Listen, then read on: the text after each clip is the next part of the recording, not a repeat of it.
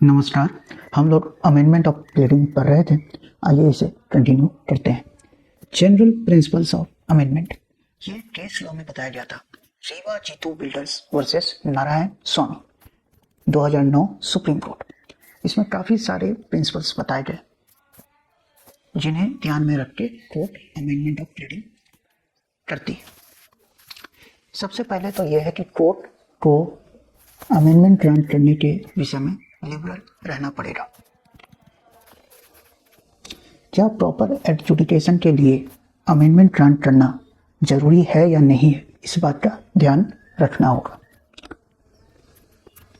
क्या जो ये एप्लीकेशन है अमेंडमेंट की वो बोनाफाइड है या मालाफाइड है, इस बात पर विचार करके ही अमेंडमेंट के लिए ग्रांट करना है कोर्ट को।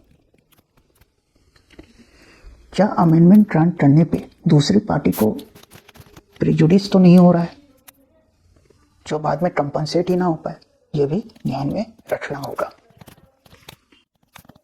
कोर्ट को यह ध्यान रखना है कि ये amendment fundamental character and nature of the suit को ना बदल दे।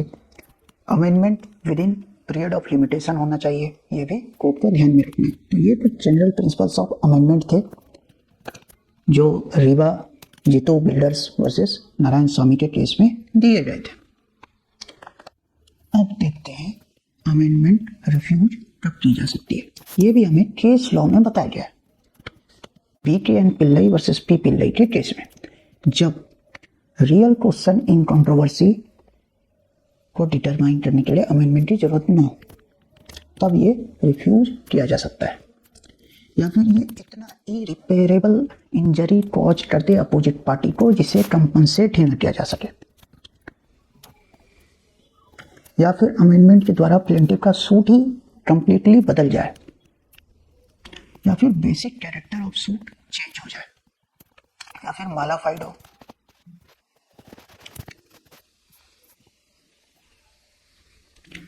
या फिर सब्जेक्ट मैटर ऑफ सूट ही बदल जाए, या फिर लिमिटेशन से बाहर हो।